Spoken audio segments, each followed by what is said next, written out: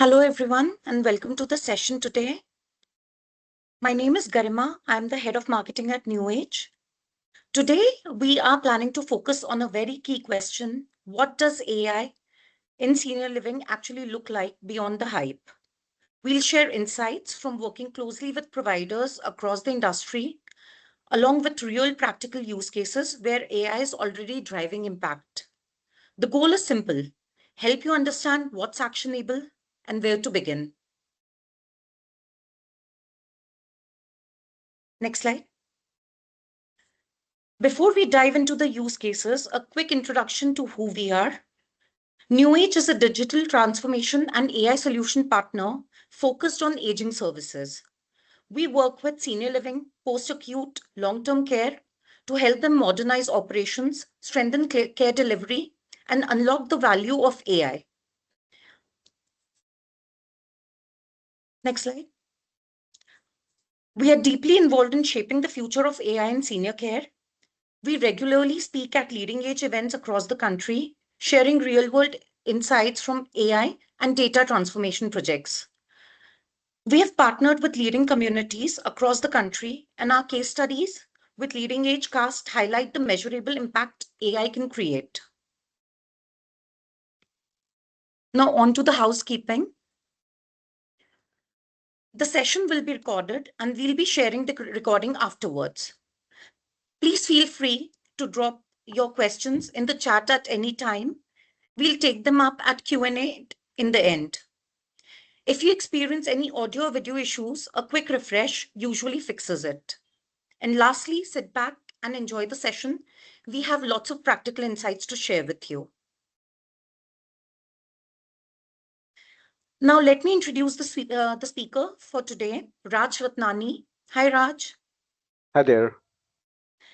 Raj leads our AI and engineering practice, and he has deep expertise in enterprise AI, data strategy, and large-scale automation programs.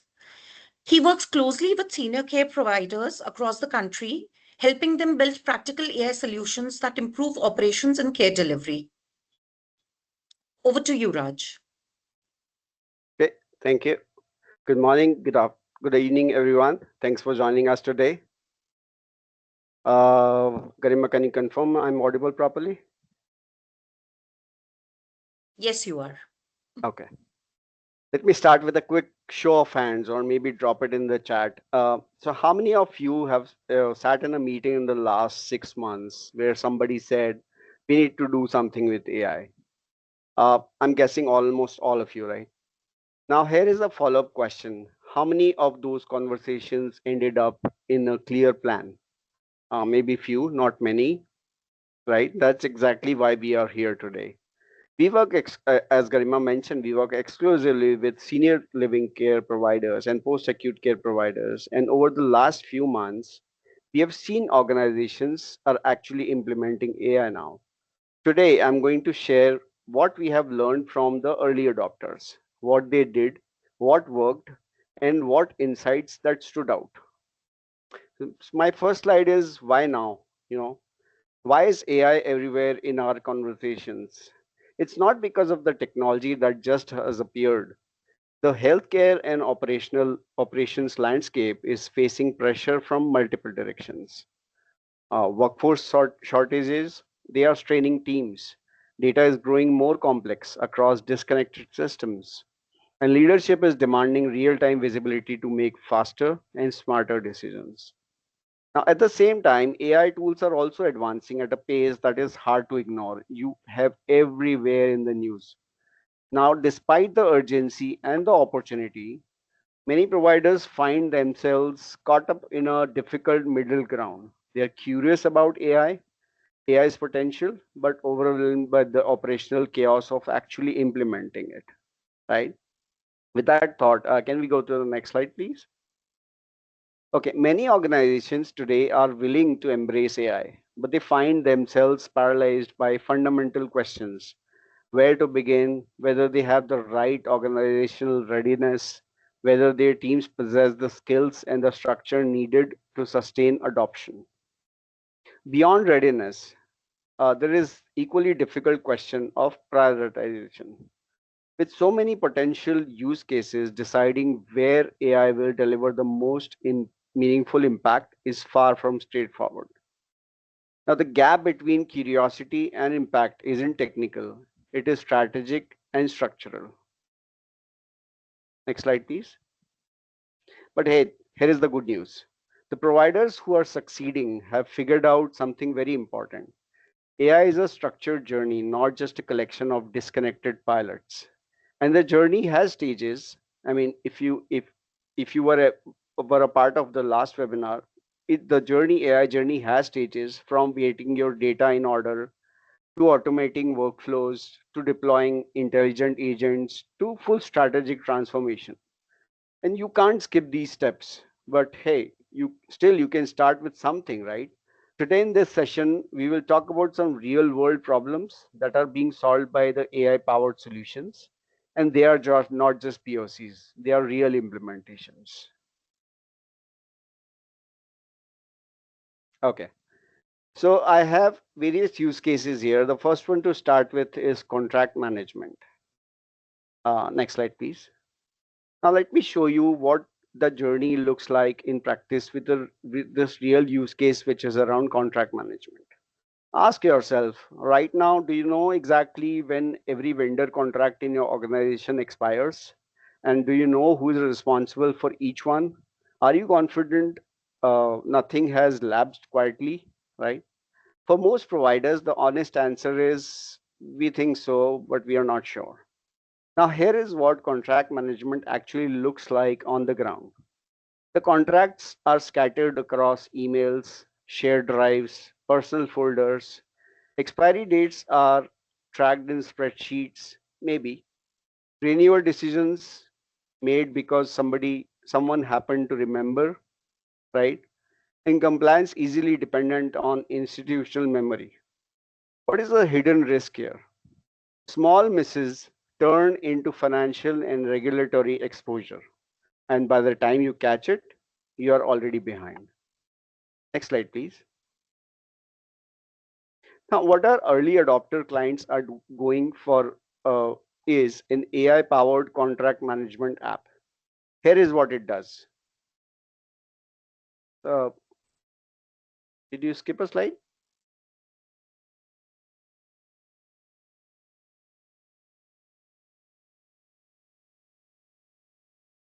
Next slide. Uh, Go back to that earlier one. yeah, the previous. I'm just trying to explain the contract management. Okay, fine, never mind. I'll do it like this. No problems. So we were talking about AI powered contract management. Now the tool essentially will automatically extract key data from any contract document, the insurance, the expiration dates, obligations, all clauses that are worth noticing. It would flag anomalies using rule based validation, which you can take up with the vendor before signing, right? You can just gather all the info, take all the discrepancies, send it to the vendor, and negotiate. Now, when everything is done, eventually your signed contracts are centralized in a single searchable repository. Proactive alerts can be configured to the right people before the deadlines hit.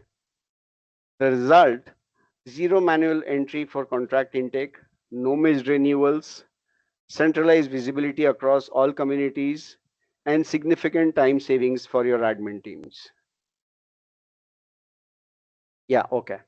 Can we go through the insight slides, please? Okay, what is the insight from early adopters on this one? So AI creates value by making critical operations measurable and manageable. Now, before AI, this process was invisible, maybe. Now it's visible, trackable, and under control. So that's the first use case. Can we go on to the next one, please? Yeah, interesting one again.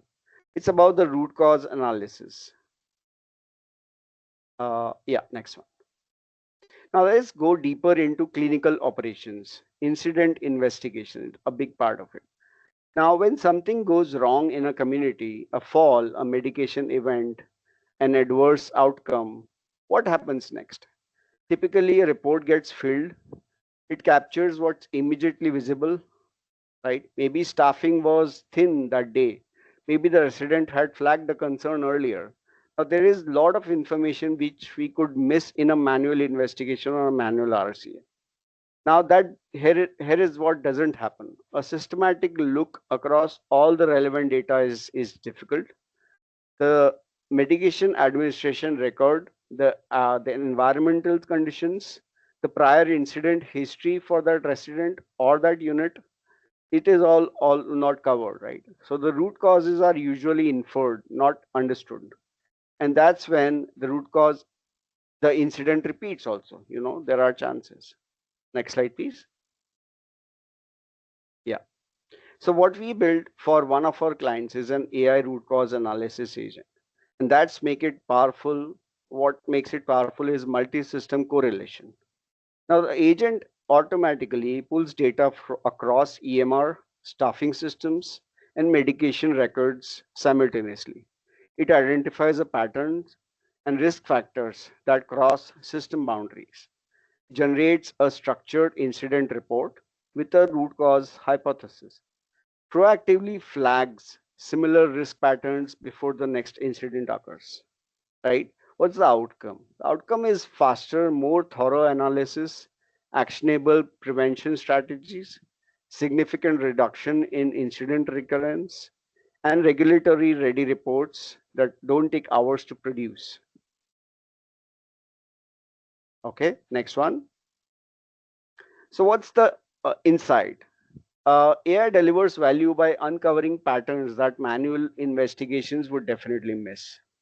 Think about that. The data was always there in the various systems. The relationship between the factors, clinical, staffing, environment, were always there. AI is just making them visible. Okay. I'll just take few seconds pause so that you get an opportunity to think before we move on to the next use case.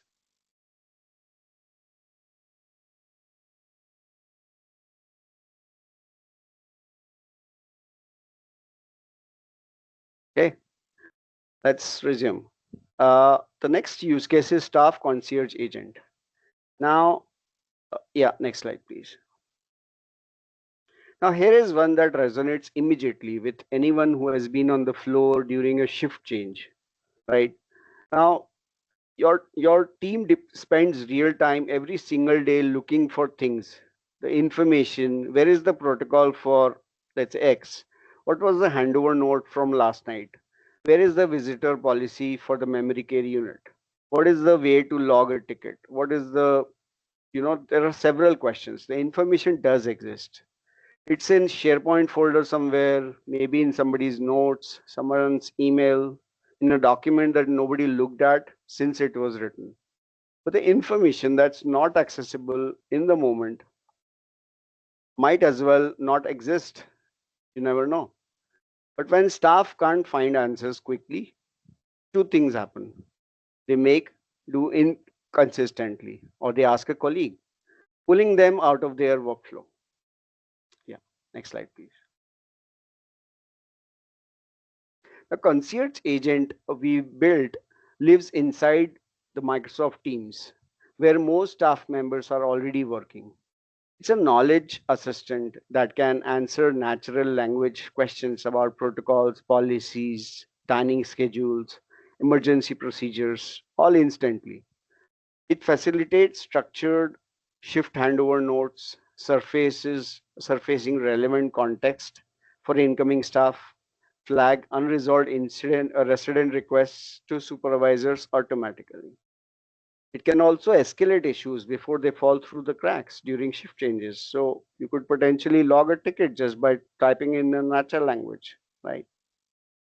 Interesting, I hope. Okay, next slide, please. Now, what's happening here? AI is turning static knowledge, which was all there, into real-time execution. Protocols haven't changed. The SOPs are still the same. What's changed is that now your staff can access them in 5 seconds, wherever they are, instead of spending 10 minutes tracking down the right document. Okay. Next one is pretty interesting. has several subparts to it. Um, I'll yeah, I'll now talk about voice AI. It covers almost 6 to 7 use cases across 4 stakeholder groups: residents, caregivers, families, and just putting the low vision support group in another for context and understanding. Let me walk you through what actually that looks like. Now we'll cover the first one, which is for residents. No, the previous slide. Okay. Now, for wellness check-ins, a community has lesser number of residents. The clinical team has enough bandwidth to flag the residents who are visibly declining. But what about the case where the number of residents are rising? It's tough to talk to all of them, right? That resident can still exist in every community where there could be early warning signs: reduced appetite, disrupted sleep, low energy, and they aren't visible unless somebody asks the right questions consistently. So, what the wellness check in agent does is simple. AI places a call daily or weekly, you can configure it. The resident picks up, a warm, natural voice asks, "Good morning, Margaret. How are you feeling today? How did you sleep? Do you have any pain?" Conversation takes about roughly 90 seconds or more, but the resident answers naturally, and the speech is converted to a structured health data in real time. And here is what happens with the data.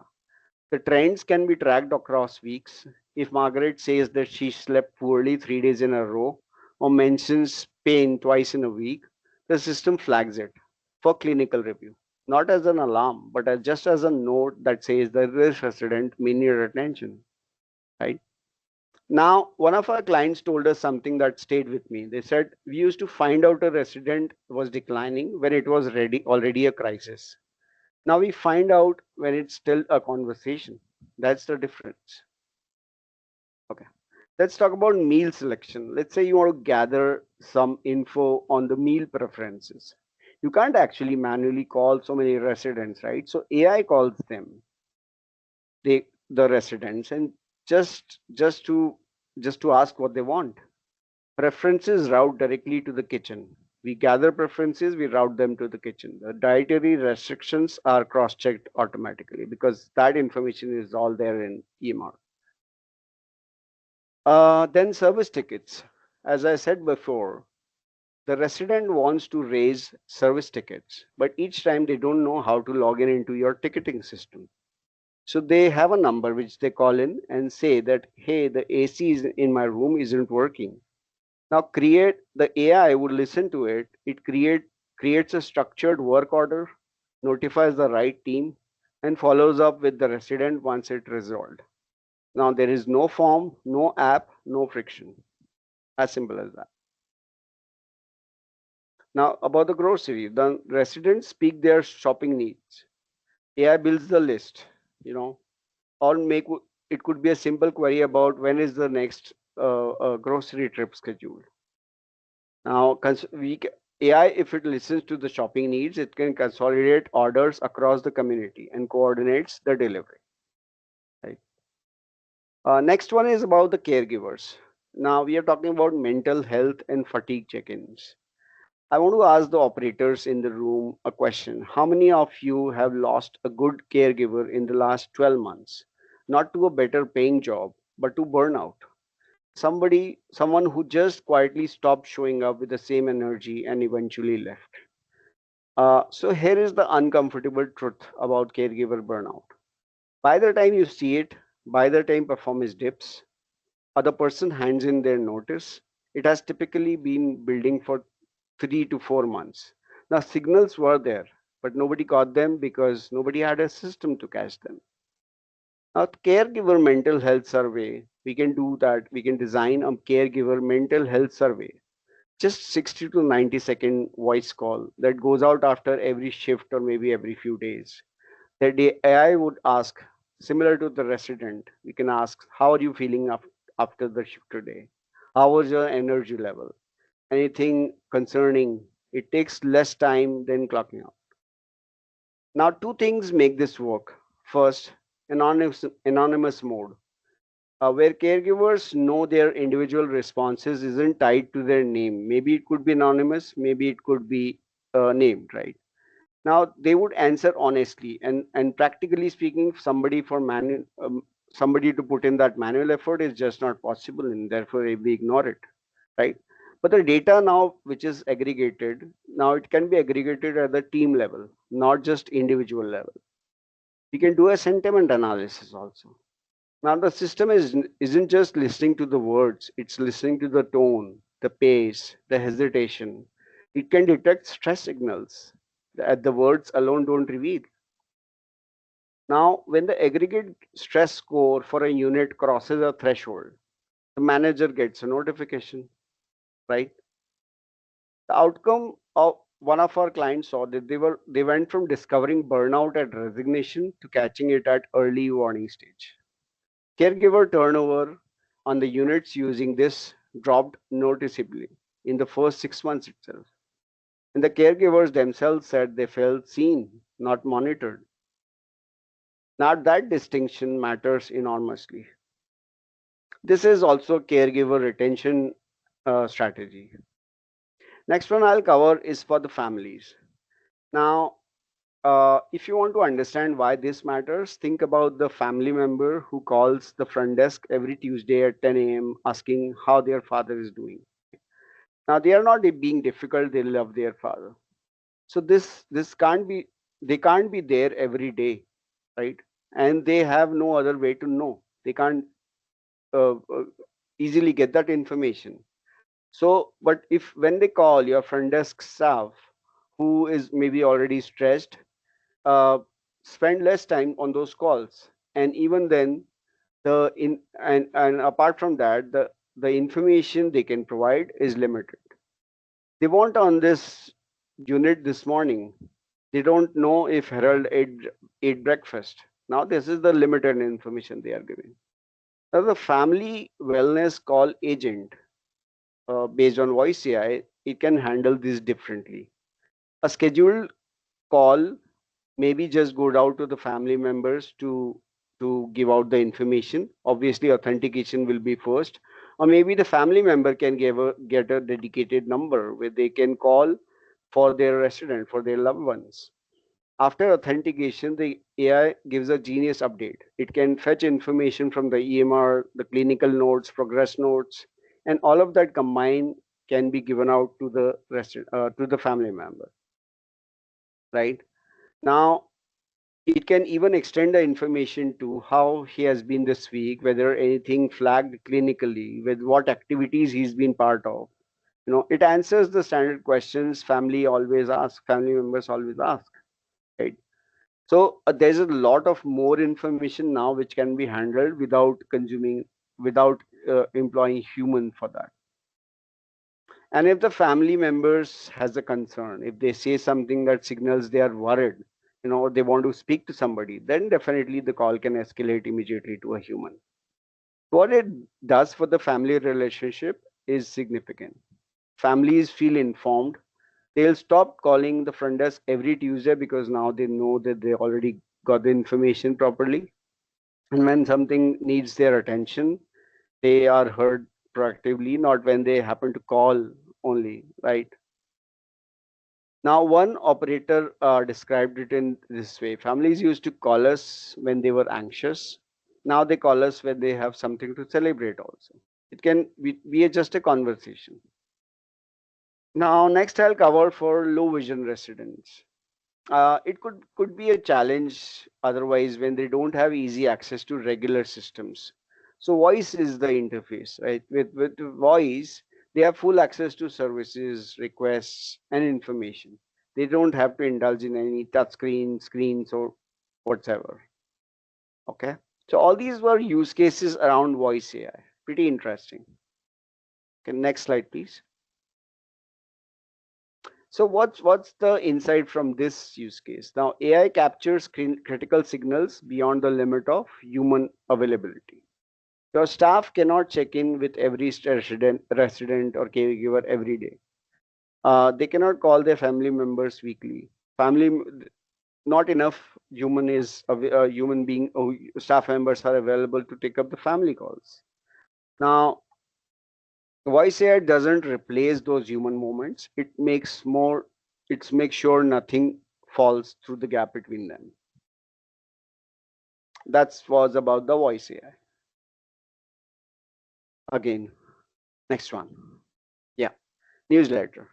Pretty simple one. Last one. This is about for the leadership teams. Next slide, please. Now, senior living is a field that moves fast. There are clinical best practices, regulatory updates, cybersecurity news, technology shifts, funding changes, workforce trends, you know. So staying on top of all this information is a full-time job and nobody has time for that. So what we built is a AI-powered newsletter generator. It is a five-step automated pipeline. You define first your topics and domains to track, right? Your news could be scattered across 20 different domains. AI would crawl these sources for new content on a schedule.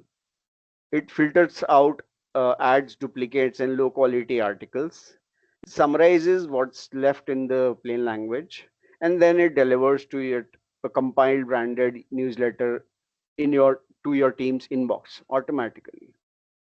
Uh, what's the result? There was zero manual research. It is always current, fully configurable. Now, you could have different newsletters with clinical topics, with cybersecurity topics. So, clinical topics one week, regulatory news over the next, right? So, suddenly your information is all accessible, compiled, and delivered to you. Next slide, please. We kind of covered, so it's okay. Inside slides. Okay, it turns continuous information into timely, decision ready insight.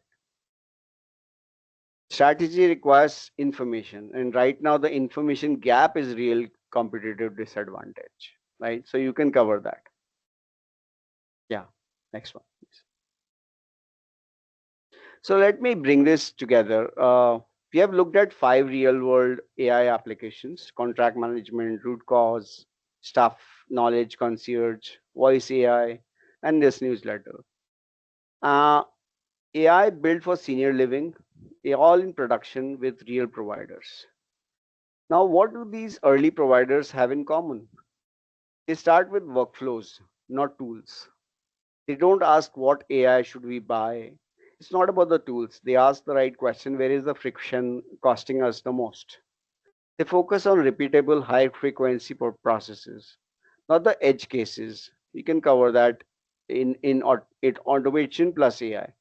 Things that happen every day, every shift, every community, that can all easily be solved. And most importantly, every provider has treated AI as a capability, not just a pilot. The pilots end, but capabilities compound. Thank you. This was it from my side. Thank you again and have a wonderful rest of your day. Thank Thanks, you. everyone.